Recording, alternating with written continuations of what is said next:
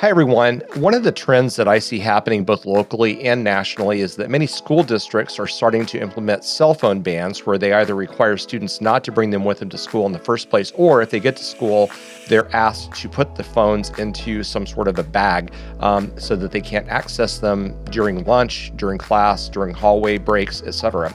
Similarly, if you're a parent and not an educator, you might have certain restrictions that you place on your child in terms of using social media at night. That could be an hour restriction, it could be banning them or not letting them use certain platforms, and so on and so forth. These are all reasonable options that schools and parents might engage in. But there's an interesting question there. In implementing those solutions, are we really taking the decision-making learning out of the students' hands that will not equip them well to make similar types of decisions as they continue to progress in age? That will be the topic of our conversation today on Teaching Matters. Welcome to Teaching Matters, a podcast exploring all things teaching and learning. Teaching Matters is produced by NPR affiliate WOUV Public Media in Athens, Ohio. And here is your host, Dr. Scott Titsworth, Dean of the Scripps College of Communication at Ohio University. Okay, thank you, Trinity. I appreciate that. Joining me today are Ali Stumacher and also Adriana Masarra, both from the Alliance for Decision Education. The Alliance is a national nonprofit organization with the mission of empowering students with essential skills and dispositions to make good decisions that will positively impact their lives and society. Ali is the Deputy Director of Education, and Adriana is the Interim Executive Director and Chief Operating Officer of the Alliance. Ali and Adriana, thank you so much for your time today. It's great to meet you. Thank you for having us. Yeah, thanks so much for having us. Absolutely. I'm excited to talk about this because my daughter teaches locally around Athens, and her school district actually just implemented a cell phone ban this year. And of course, other districts around Athens has done the same. That's not the sole thing that we're going to talk about today, but I just think this is an interesting conversation topic to really think about the policy solutions that many districts are actually taking. So before we get into the details of what decision education is, can both of you kind of talk about your backgrounds and sort of what led you to sort of adopting the Alliance not only as a place to work, but I assume you also deeply feel committed to the ideals of the Alliance? Sure, yeah, I'll begin. I began my career as a teacher and school leader, and that's really when I saw firsthand how important decision-making skills were to my student success, both academically and personally. So during that time, I was earning my master's in education, and I decided to write my master's thesis on character education. So I started getting more interested in it and how really character education could potentially improve academic performance. So I taught for 5 years, but eventually I realized that I wanted to leave the classroom and pursue something along those lines, but stay in education. So that led me really to start exploring opportunities that connected with my background in teaching, the graduate work I just talked about, and my undergraduate degree was actually in consumer psychology. And so while I was looking, that path really led me to the Alliance, and that was about 10 years ago. And I started out working directly in schools and training teachers. And then, now, as you mentioned, I'm the COO and interim executive director at the Alliance. Mm-hmm. Ali? Sure. I spent about 10 years in the classroom. I actually started out as a middle school Spanish teacher, but most of my teaching time in the classroom was with third and fourth graders. And then after that, for about another 8 years, I moved into instructional coaching. I was a teacher coach and supervised teacher coaches. I live here in Philadelphia, worked really closely with many teachers in Philadelphia and around the area. And I've been at the Alliance for 4 years. To be honest, the way I ended up at the Alliance is like such a great, I share this with teachers all the time because I came as someone who had never, ever learned about decision-making skills. And so my arrival at the Alliance was like not at all a carefully thought out decision-making process. I mean, I thought it was, but once I started learning about decision-making, I was like, oh yeah, no, this is just like a really lucky outcome that I ended up in a place like the Alliance. It was just, turned out really well for me, but I knew I wanted a change. I was intrigued by the Alliance mission. And even though I didn't know a whole lot about decision science at the time, it seemed like a great next step for me in my work. But what pulled me in and what's kept me here is that, so much of what I did in the classroom and what I cared about as a teacher and as an instructional coach, and at the heart of my practice, was really centering students' voices and helping them engage with their learning in authentic ways. And what I love about decision education is that it doesn't tell students what to think. It really gives them the skills for how to think, and it gives them the tools for figuring out how to clarify their own values and goals and really understand what matters to them in any given decision. So, I often say, like, learning about decision science and decision education was sort of like taking the blinders off in terms of how I make my own decisions. And yeah, it's been a great 4 years here. Excellent. So, thank you both for sharing your stories. Adriana, I want to come back to you and have you talk about what decision education is, but in the context of that, in really good ways in education, we have a lot of, I don't want to reduce them to buzzwords, but we have things like problem-based learning. We have socio-emotional learning. We have decision-making learning, that you all obviously champion. How do you distinguish decision education as something that might be distinct from those concepts, but I think also obviously complementary to those concepts? Sure. So first I can back up and just explain what is, decision education, then get into that bit as well. But I'll just say that, decision science has been around for decades. It's really prevalent in many industries. The late Daniel Kahneman, who's widely considered one of the biggest pioneers in this field, actually won a Nobel Prize for it. He's one of, our earliest supporters as well. But it has yet to make its way to education. So it's well known in the adult world, and so decision education is bringing that study, that field, to students earlier, because we know when you learn things earlier, the likelier it is to be able to apply those and have those skills for the rest of your life. So we really want to get these skills to kids. So it is about the teaching students the skills and dispositions to make rational, informed decisions that align with their personal goals. So that's what, whether it's what you eat for lunch or how to spend your time or what career to pursue. It is about teaching students how to think, not what to think, as Ali said. And so the way that we think of ourselves and how we play with others in similar fields is that there's a lot of overlap, as you mentioned. I think decision education is distinguished in the sense that it is all about decision making. So SEL more so focuses on, a part of decision education that we'll get into, which is the rationality piece. So that has to do with self-awareness, self-regulation, understanding your own cognitive biases, that piece. So in all of the other people in the field, you see it happening and going on. I think of decision education as at times an umbrella for a lot of them and has each of the pieces. I also think with decision education, it really is so engaging for students because you make so many decisions in life. And so, yes, you can study in the classroom, why did Napoleon do what he did? And learning decisions through historical characters or that kind of stuff, but also being able to apply it to your own life really brings the content forward for students, and it's less abstract. I will say too, we have Ali will likely touch on this, but probabilistic thinking I think really distinguishes us. So that's thinking in likelihoods and probabilities, and we don't see that as we come across other content. Really teaching students, not to think all or nothing, to think in the gray, to understand that when somebody comes up to them and maybe their friend isn't engaging with them that day, it's not because they don't like them. They could be busy. They could, that kind of stuff. So it all plays out in different ways. But I do think that probabilistic thinking really is a distinguishing factor for us. Yeah, I love that, and we'll get to you to talk about that, Ali, in the next question, sort of. But just quickly, one of the experiences that I had when I was obviously a bit younger, but like in high school, is I did academic debate, and a lot of academic debate training really does center on trying to analyze policy implications in probabilistic ways.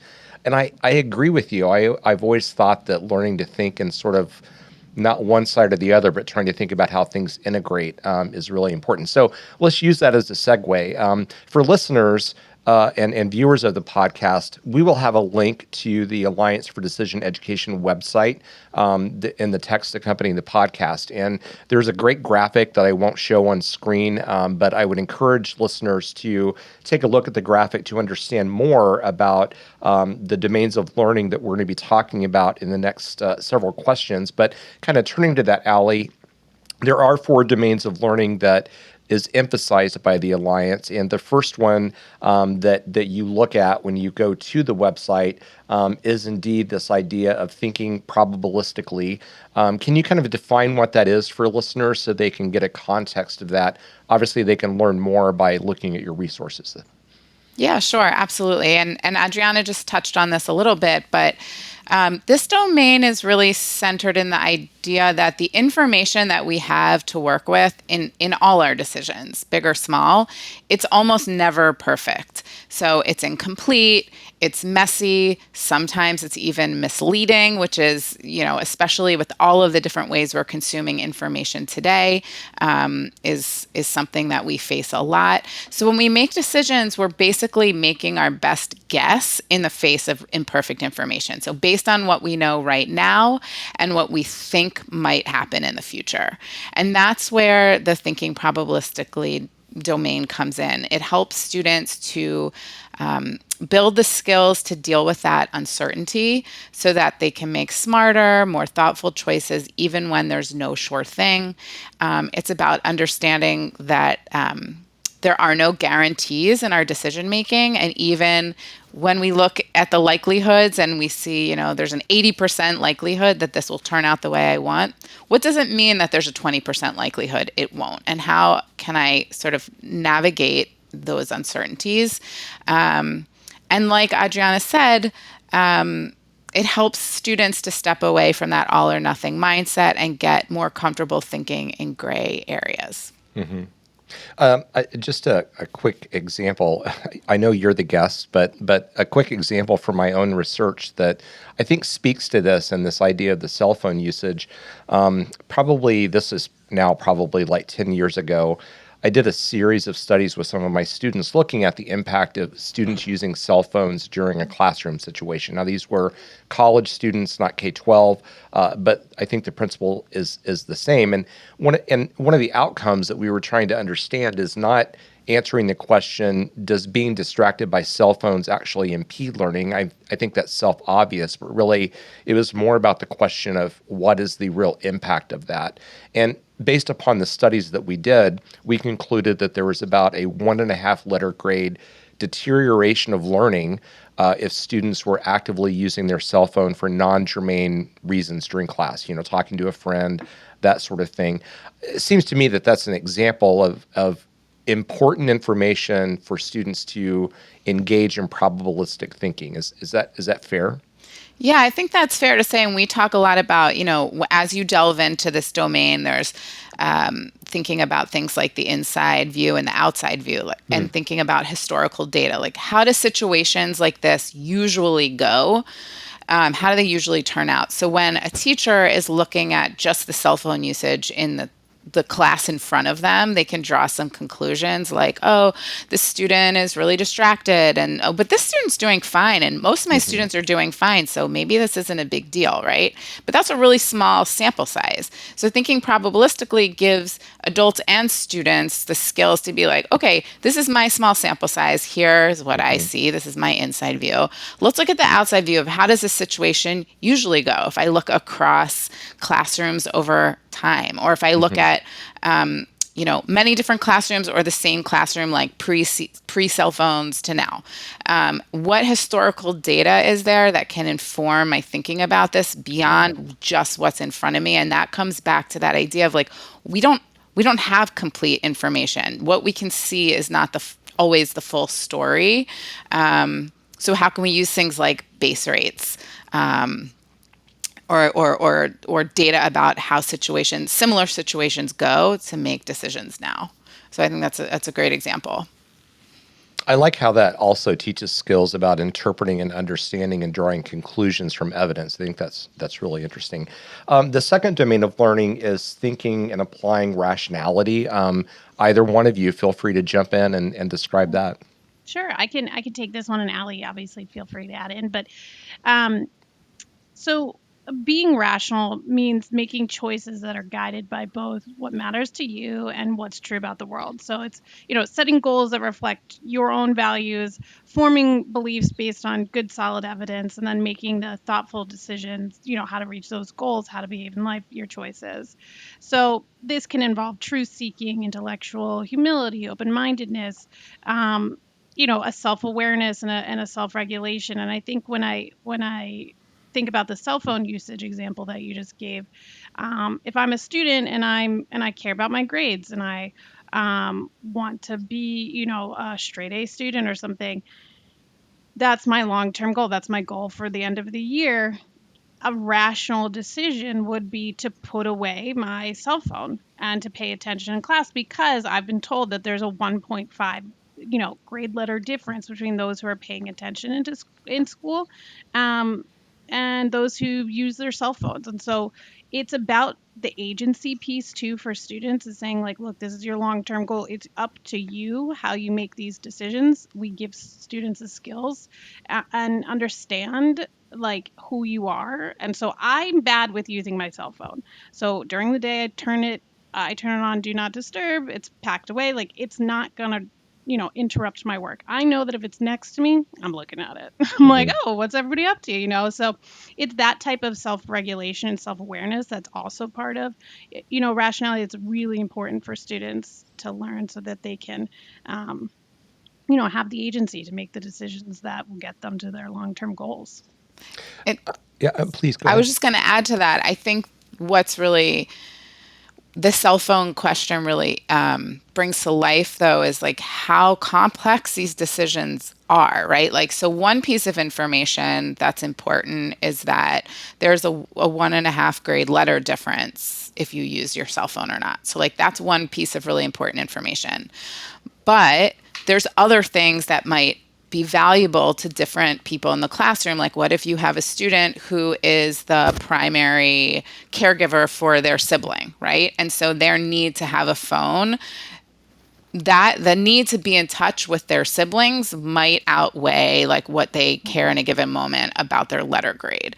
And so I think one of the things we really hope with decision education is that students can sort of we can give them the tools to navigate through these complexities and navigate when you have values or goals that are at odds with each other. So maybe that student who has to care for their sibling also really cares about their grades, right? And how do they navigate those two conflicting values? And that's hard, right? And Yeah. so you can see why it would be really helpful to have a toolkit of skills to help you navigate that, because there isn't an easy answer there. And sometimes I think we think, oh, this is an easy answer. I care about my grades. But it's like, Yeah. well, what about these other things as well? I think that another example that comes to mind that I think illustrates this. One of the things that I've done over the years is coach basketball, mainly with my daughter once she graduated. But we were at the middle school in Athens, and it's really fascinating when students make the decision to become a student athlete, regardless of really what sport it is. But to hear them talk through that and understand the decisions that led into that, because you always have preseason meetings with the players so they get used to talking with the coaches. Some students will choose to do that purely for social reasons, and other students will choose to do that because their parents were athletes, and so on and so forth. And I think it's really interesting to think back now in talking, especially with students that are a bit younger than my college students, and just hear their thought process on how they make decisions about how they structure their time and how they structure where they put energy over the course of a school day. Moving on, the next domain of learning, this is number 3 out of 4, is reducing and resisting cognitive biases. Yeah, Allie, I can take this and then feel free to jump in. But The idea here is that cognitive biases are these mental shortcuts that can cause us to misinterpret information or make, flawed judgments, really distort our reality, which obviously impacts our decision making. So it's important for us to be aware of our cognitive biases so we can avoid or, at least minimize that type of distortion. A pretty popular and common one is availability bias. So that mental shortcut is where people, judge how likely something is or how common it is based on how easily it comes to mind. So you see a news report about a plane crash, and then, people tend to overestimate the danger of flying. But we know statistically air travel is much safer than driving. So at least just being aware, I'm a nervous flyer, but I'm like, okay, statistically, I need to override my brain right now and not be. So I fly. I might still be nervous, but it's not going to, impede my decisions to, travel. I think one, too, that comes to mind just with the cell phone usage is obviously a bit bandwagon. My friends are doing it. I want to be doing it. So again, just acknowledging like innately, maybe I don't want to be doing this, but I'm joining in because the rest of the group is doing that. Is that really rational? Is that, again, aligned with what you want to be doing? I think just one more example is confirmation bias. I think we hear about this one a lot too. So that's when you pay more attention to information that supports what you already believe. So, and then ignoring or downplaying evidence that contradicts it.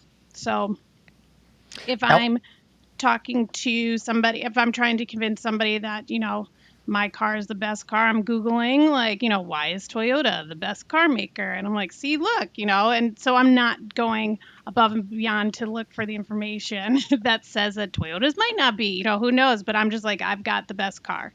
So I think it's all of these things that can distort our reality. The important part is just being aware and then trying our best. You can't totally avoid it, but like I said, I'm still a nervous flyer, but I'm going to fly because I understand that that's just my brain playing a trick on me.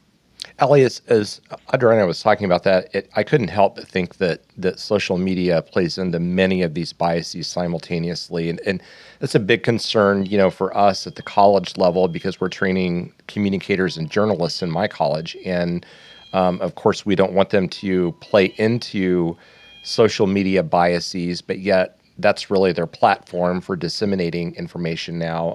It's a crowded platform, obviously. But do you want to comment on just how social media, as I said, plays a role in a lot of these biases that not just children, but adults too have? Yeah, sure. Well, let me start by saying that, when we talk about skillful decision making, we also include in that judgment formation. So it's not just about like deciding, should I use my phone or not, but thinking about what judgments am I making based on the information I'm consuming? And I think social media is like the perfect storm for cognitive biases. It's, lack of intentionality in judgment formation. It's designed to curate, algorithmic feeds that give us exactly what keeps us thinking the same things, that doesn't give us disconfirming information. It's engaging, it's clickable, the dopamine, like there's so many reasons why we don't sort of stop and think like, like what am I missing here? Or what information is not available? Or what cognitive biases is this, activating in me? And I think some of what we talk about is forming dispositions for really skillful judgment formation. And Adriana mentioned that before, like intellectual humility, open-mindedness, truth-seeking, and even some of the things we talked about with probabilistic thinking, like how do things like this usually go? What are the base rates? Like what is the statistical evidence behind this? We can form dispositions that become a bit more habitual so that when we're reading something quickly on social media, instead of just immediately clicking like, with more practice, we might say like, okay, before I click like, or before I reshare this, something's happening in my brain that's telling me like, wait, should I look for another source to confirm and or disconfirm this? Who's writing this? What information do they have? What information might they be missing? And so I think if we think about sort of like the sort of dispositions that and developing the dispositions that lead us to more skillful decision making and judgment formation, that can have a huge impact in the way that we consume social media. And it's a challenge for adults, and it's a challenge. It's a challenge for students, but sometimes all it takes is just 1 millisecond of like, oh wait, I'm going to stop for a second. And think about this differently to, and like Adriana said, even if we were just 5% better at this. Actually, I don't know if you said that in this, Adriana, but we say it a lot. Even if we were just, you've said it before. Maybe not here, but like, even if we were just 5% better about the way we interact with social media, it could make such a huge difference in our own lives, and I think societally. Yeah, I love how, you point to like one of the obvious things that we do on social media of, just clicking like or whatever the equivalent is on various platforms. One of the, things that I worry about is that, especially as we're dealing with a much more polarized public, that small act of saying, I like that message, makes it easier to sort of, as you might say, jump on a bandwagon of a certain position and then not listen to the other side at all, because it's so easy to do it on social media. And does that ease make it easier to then ignore other contrary messages? That confirmation bias becomes really prominent at that point. So I worry about that.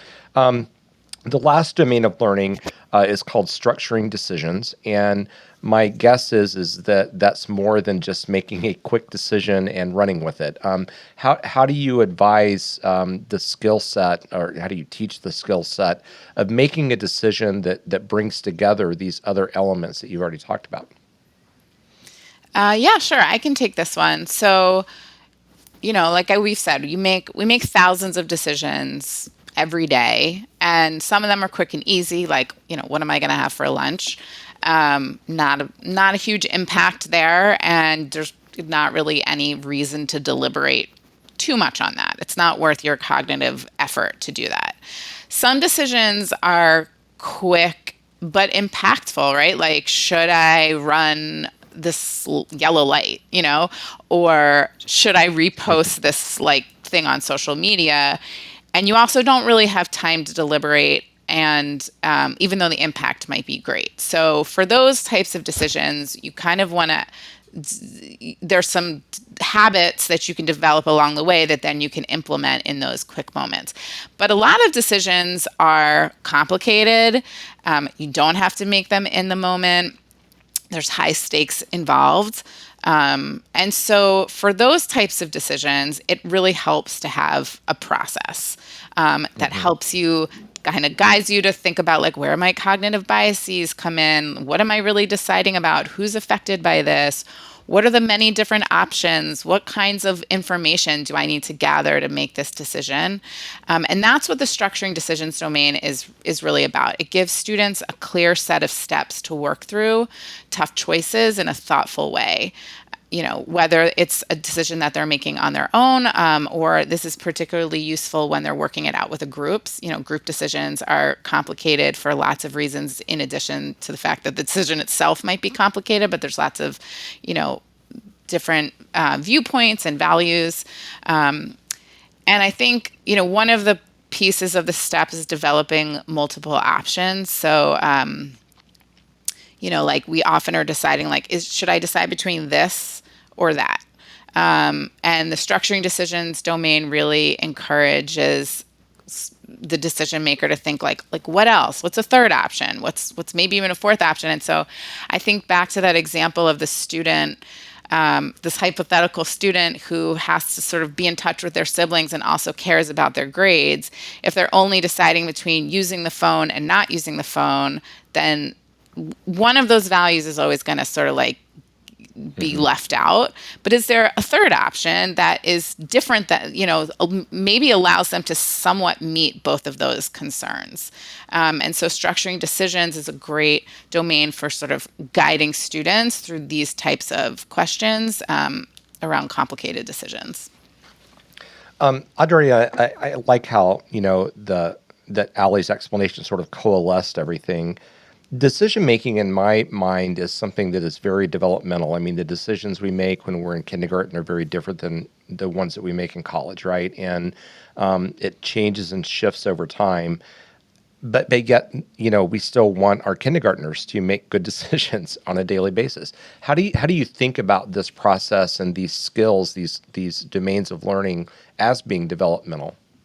Sure. So I think, so I also taught elementary school, and a focus of mine, though I didn't know that necessarily was decision education, but I think parts of the structuring a decision piece fit in here really nicely, along with just the self-awareness and the self-regulation is probably where we focus a lot of our, K through fourth grade, fifth grade, the elementary school years, but it's know that you're making a decision. So many times my students will be like, well, he made me hit him. It's like, well, or you got me in trouble, Miss Masarra.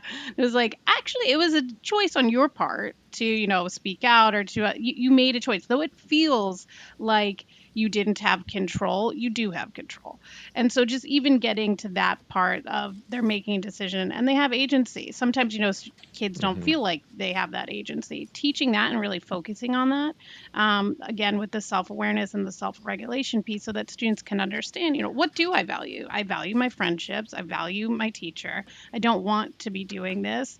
And so my, emotions, when they're heightened, I should take a step back. I should breathe. I should do that kind of stuff. So we really focus on that with, the early grades. We're working on always testing these progressions in schools in collaboration with educators to really see what clicks for Hmm. different age groups.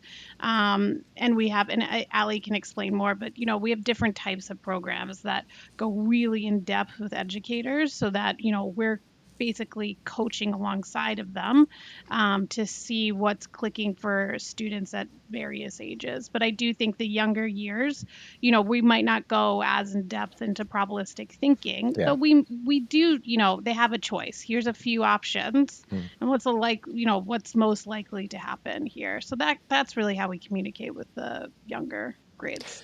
Ellie, why don't you broaden this discussion out a little bit and just sort of, we can kind of transition into talking about what it looks like when you work with a school partner, maybe some of the resources that you provide, those sorts of things. Sure, yeah. So we partner with schools and teachers in a bunch of different ways. I think at the most basic level, we provide high quality free resources that you can find on our website, which I know you said would be linked, that make it a little simpler to bring decision education into the classroom. So on our website, we've got ready to use lessons, we've got implementation guides on models that have been co-designed with other schools. We have a professional learning catalog with opportunities for ways that we can train teachers and staff. Right now, we're also building digital curricular tools that are designed to fit right into what teachers are already doing in their core subjects, like math, science, social Hmm. studies, ELA. So we'll actually be piloting these tools in the fall in a small subset of classrooms. And just to kind of, these tools that integrate DE into, let's say, a social studies classroom, just to kind of give you a vision of like what that could look like. Imagine you're a middle school social studies teacher and you're covering ancient civilizations and you're specifically talking about nomadic groups in Hmm. Mesopotamia. So instead of just memorizing dates and facts, the tools that we have sort of like map decision education on in a way that says, okay, students in this part, students might step into the shoes of those nomadic groups and think about decisions they faced. For example, if we're the nomadic group, do we settle near this river where the soil is fertile, or do we keep moving to avoid conflict with neighboring groups? What resources matter most to this ancient nomadic group? What trade offs do we have to consider? And so, by framing history this way, students aren't just learning what happened, but they're practicing how to structure and analyze real decisions, just like people had to do back then, and like they'll need to do in their own lives. So those are a couple ways that we work with schools. So by providing resources Hmm. and this digital tool that's sort of like flexible to map decision education onto what teachers are already teaching. I love your example. My daughter actually is a middle school social studies teacher, and actually because she teaches in a rural district outside of Athens, she's actually taken students outside of the school into sort of, I'm going to call it the wilderness, but to sort of think about what it was like for the early settlers of southeastern Ohio as they were coming westward after the Louisiana Purchase. Love the example. Adriana, turning back to you on an even broader picture, sort of what is the scope of the number of partners that you generally would work with in a given year, and and getting access to your resources? I mean, if people are interested, what's the best way for them to get started?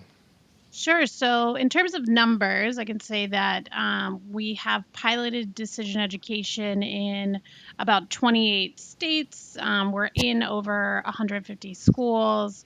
We have reached over 13,000 students so far, and we're growing. We've Hmm. really, in the past few years, have focused so much on the deep work. But as Ali mentioned, we are working on new tools, curricular tools that will be really scalable. So we're ready, really, also to really just take off as we get things up online, digitize, have everything that's really just at the fingertips of Hmm. teachers so that they can learn decision education and also almost like a push to play model at some point and have students just hop on and also do, their own learning potentially with forecasting tournaments or anything that's really what I like to think of in our futures is a gamified learning for Hmm. students. So they're learning in the classroom, but they also get kind of this immersive experience. So that's what we're talking about when we're talking about our tools. But we also have, just for if people want to go to our website, there's a ton of information on there. So there's information for educators. There's an introductory course to decision education. There's information on there for non-educators. People are just really interested in learning more about, decision science.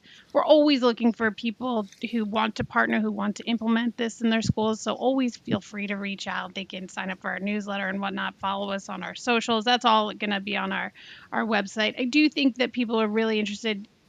Should have a listen to our podcast. Hmm. It's hosted by our co-founder Annie Duke. She is a decision scientist and interviews others in the field who make high stake decisions. So anywhere from, doctors to professional sports folks. And so it's really great. So I think that people are interested on that level should definitely have a listen to our podcast for sure. And then there's book recommendations on our website as well. But obviously, Annie Duke, again, our co-founder, has some really accessible books for Hmm. audiences who are just trying to get into this. One of the things that I really appreciated when I was going through the website is it's clear that your organization has a mature philosophy and ability to provide resources. It's also clear that it's very theoretically grounded and research based. What are some of the research oriented questions that you're still trying to delve into to continue progression of sort of best practice, effective practice? Yeah, sure. I can jump in there. So, as I mentioned, most of the current research and the current work that exists is at the adult level.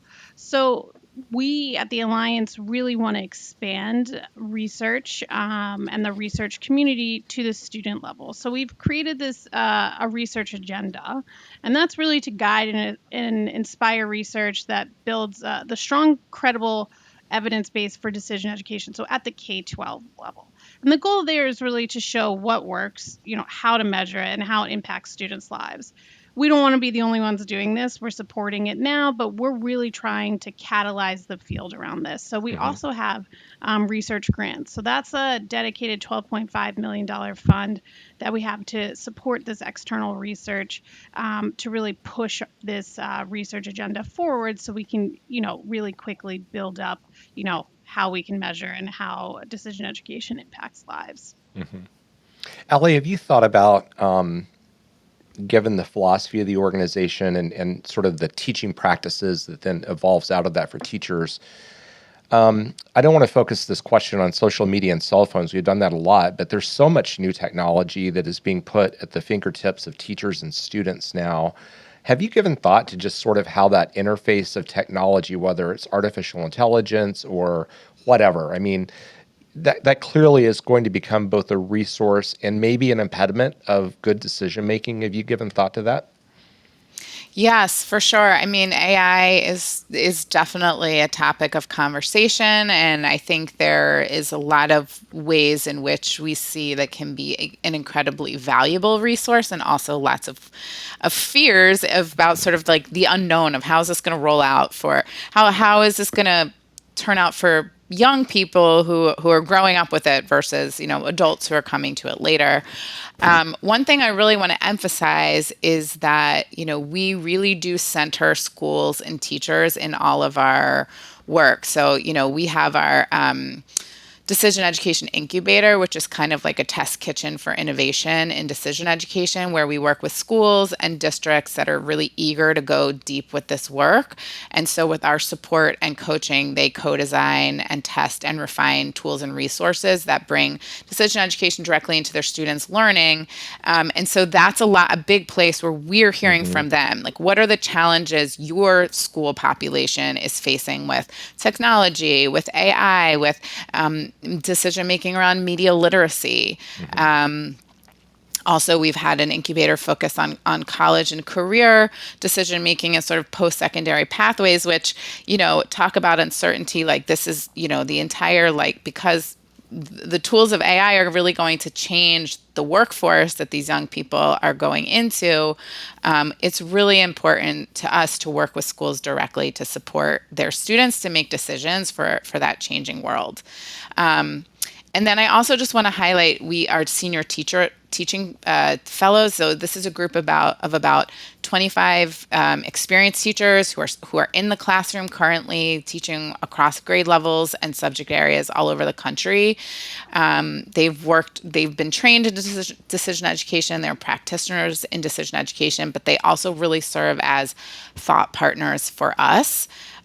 Sharing their expertise and giving us advisory input on our work. And so a lot of what we really rely on them to tell us, like, what's happening in your district or your school? What are the policies around AI and technology? What are the challenges you're facing? Because as we build this movement, we know it's absolutely essential to have teachers and educators' voices at the center of everything we do. And I'll just add too, we also talk to students, like students who have participated, for example, in our student forecasting tournament, which is about making predictions about real world events in the world. Like, how did they use AI and what was helpful about it, and what are their schools' policies around AI? So we really want to make sure that these decisions are being made with the really important insights of the people who are facing them every day in schools. So I think that kind of leads to my last question, and this I'm going to throw out to both of you to be able to answer. As you sort of look back on your time with the Alliance and the work that you've done, are there any partners or applications of decision education that you think of off the top of your head where you're like, wow, I'm really proud that we did that because we made a difference? Go ahead, Adriana. I was going to say, Allie, go. Oh, okay. Yeah. I mean, that's such a great question. So, just to go back to the cell phone issue that we've been talking about a lot, we have on our website a cell phone policy decision-making unit that was actually created by one of our teaching fellows and implemented in their schools. And it's just a great example of not coming in with an answer at the start, but really leading students to do research about the benefits and consequences of cell phone technology and really thinking about their usage and their habits around cell phones. Thinking about, like, who are the different stakeholders and how my administrators versus teachers versus students versus parents versus others have different things that they care about when it comes to cell phone usage. And ultimately, these students created a proposal for what they thought the school's cell phone policy was and presented it. And this is, available on our website. It can be adapted and used in other settings. But that was a really great example of a teacher who had a really strong interest in decision science and decision education and crafted this really powerful way for her students to have agency over the decisions that were going to affect them. We think it's a really great model for other schools to look at. And I know in my own children's school, my children are students here in the School District Philadelphia. Their social studies teacher, one of them was a teaching fellow, and she told me that she sort of used that same framework to work with her middle school team to come up with a new uniform policy. So I think there's lots of ways that like what was used in one setting around cell phones can be used somewhere else around dress code, can be used somewhere else around AI usage, can be used somewhere else around college and career. But it's exciting to see and hear from teachers and students about how meaningful, this way of learning can be. It's great how you describe that because it just sort of naturally weaves in sort of a democratic approach to, shared governance in the school. Adriana, do you want to add anything?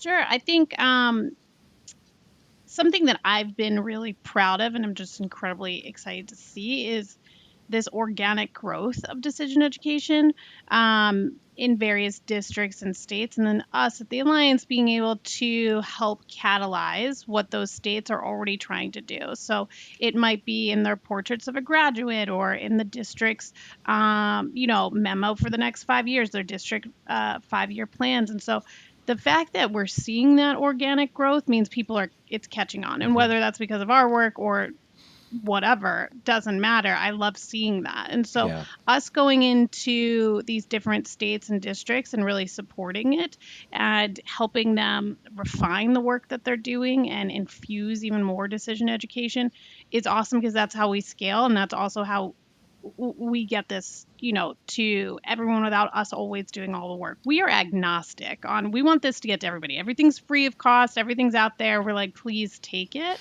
And so I love seeing when others are taking this work and really bringing it to their math classes or creating alternative, math pathways for students. And that's just incredibly exciting because at the end of the day, that's what the Alliance is about. We hope, honestly, in 20 years, we don't really exist. We hope that we've catalyzed this field so much that it's infused within classrooms and it's infused within districts, and we're kind of redundant at that point. So I love seeing that organic growth. Yeah, I love the word infused because as I was, looking through your materials, it's clear how this, if I were a teacher, how this could overlay onto the lessons that I'm already working on, but yet give students really important tactical knowledge that you hope that instills with them, as you said, agency in making good decisions. And all that is really, at the end of the day, what we hope for our students, right? I want to thank both of you. It's been great to get to know you and really exciting to learn about the organization. And it's clear that the work that you're doing is a really great resource. And I hope that listeners of the podcast will take time to learn more about the Alliance and some of the resources you have. Thank you so much. It was really great being on the show, and thank you for giving us the opportunity to talk about our work. Really appreciate it. Yeah, thank you so much, Scott. This is a great conversation. Yeah. My guests today have been Ali Stumacher and also Adriana Masarra, both of them with the Alliance for Decision Education. The link to that website will be in the text accompanying the podcast, and we certainly encourage listeners and viewers to take a look at that to get more information. Thank you for listening to Teaching Matters. This is the second show of our new season, and we have a lot of exciting shows coming up, and I want to thank both Trinity Sweet and also April Koska, the associate producers of the podcast, for doing all the things behind the scene that makes it work well. Thanks for listening, and we hope that you all have a great day.